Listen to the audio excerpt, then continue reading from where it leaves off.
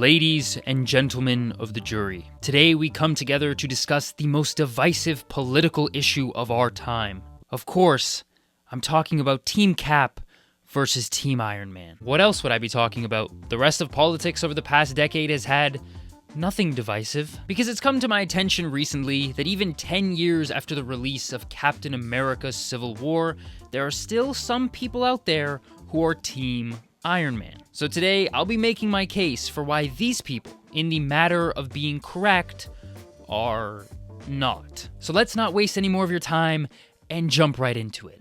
Now, the first thing we have to consider is, of course, the Sokovia Accords. After an incident in Lagos where Wanda accidentally kills a bunch of innocent civilians, the governments of the world come together and say, that's it. We can't take it anymore, and give us the Sokovia Accords. And this is basically what gives us our two sides. Team Iron Man side, who wants to sign the Accords, and Team Cap side, who doesn't. Now, the reason given to us by Secretary Ross as to why the Avengers need to be put in check is given in 4 examples. He shows us the destruction left behind in New York, Washington, Sokovia, and Lagos. But here's the thing, this evidence or justification is pretty damn weak. Because if you look at these 4 scenarios, at least 3 of them were not the Avengers' fault. Like in New York, it was an alien army raining down out of the sky that was causing the destruction, not the Avengers. The Avengers were simply responding to the threat and minimizing damage. And sure, did some people get crushed during the fight when Hulk was jumping around? Yeah, but what would be the alternative here? If the Avengers hadn't intervened, a far greater amount of people would have died. Because what was the government's solution to New York? Oh yeah, to nuke it. The same thing goes for Washington. Yes, were some people hurt and probably died when the helicarriers came down from the sky? Sure, but if Cap and Sam and Black Widow hadn't intervened and ultimately taken those helicarriers down, millions of people would have died. Like, did we not see the targets acquired? Did Ross not watch The Winter Soldier in his MCU rewatch preparation for this movie? And then, even the most recent example in Lagos is not great. Yes, Wanda made a mistake, and that got innocents killed. But again, imagine the Avengers weren't there. Rumlow was going after a biological weapon that likely would have been able to kill way more people than those who died from Wanda sending the building up in flames. Now, the only example that is different is that of Sokovia, because that one really was the fault of the Avengers, specifically Tony Stark. Tony created Ultron, and therefore all of the damage and destruction in that movie really stems from the Avengers themselves. But even here, I'm still going to argue that this doesn't really support the signing of the Accords. Because, okay, like, imagine this. Imagine that our heroes were under the Sokovia Accords during Age of Ultron. Would that have stopped Tony from creating Ultron?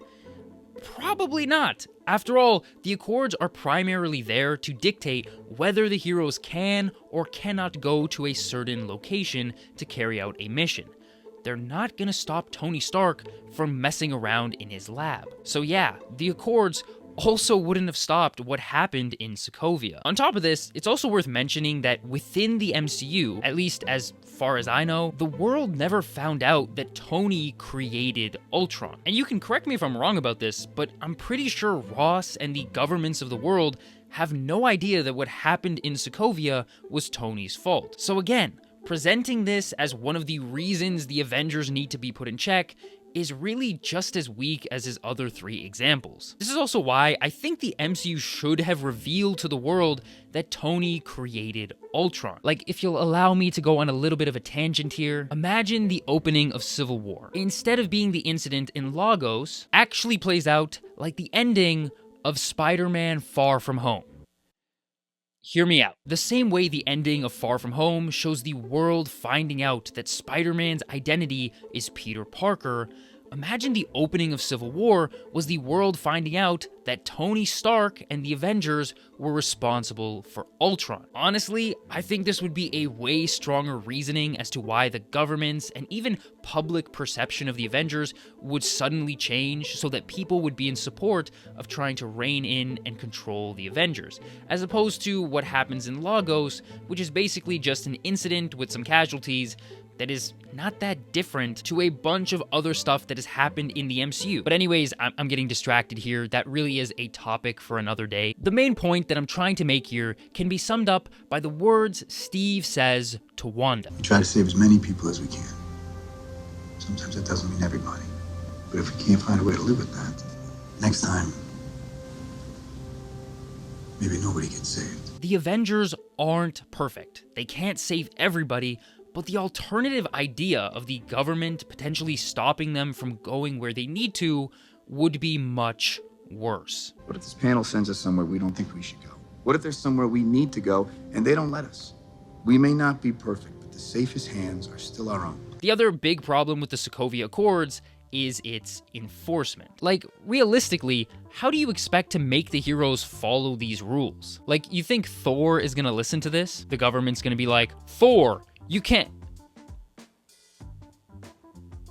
Sir... He flew away. Like, maybe with characters like Hawkeye or Falcon or even Tony Stark, if you take his suit away, you can ground these characters.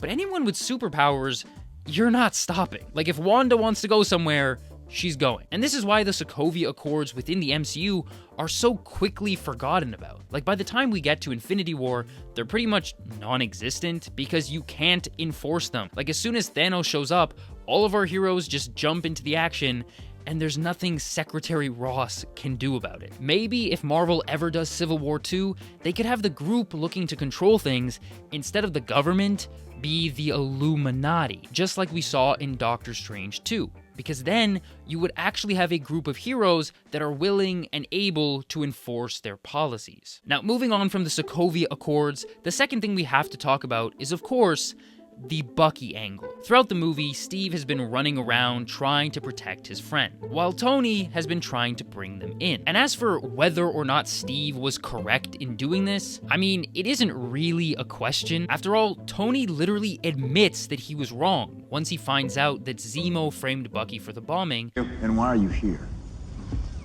Maybe your story's not so crazy. And that's why, for a moment there, Steve and Tony were back to being friends. It's good to see you, Tony.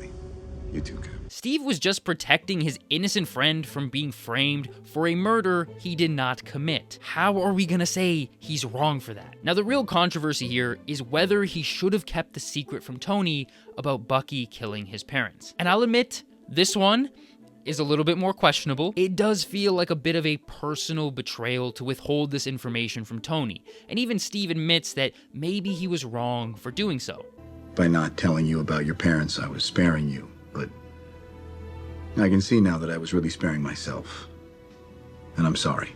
But on the other hand, given how Tony reacts to this information, perhaps Steve was right to not tell him all along. Like, as soon as Tony finds out, he starts trying to murder Bucky. Now, I will admit, the circumstances in which Tony found out were not the best, and were he given this information without the accompanying video of his mother and father being brutally killed, perhaps he would have been a little bit more calm in his reaction, so I'll give you that. And while Tony Stark's actions at the end of this movie are understandable, that still doesn't make them right. Like, a lot of people push this narrative that Steve and Bucky jumped Tony, but what were their options? Should Bucky have let himself be killed over something he had no control in doing?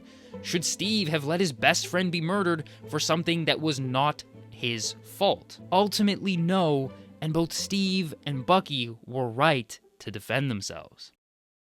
But anyways, guys, these are just my thoughts. And if you feel differently and still believe that Team Iron Man was right, let me know down in the comments, why do you enjoy being wrong? And if you guys like this video and want to see another, click somewhere on the screen to see what YouTube thinks you'd like. And hopefully, I will see you guys in the next one.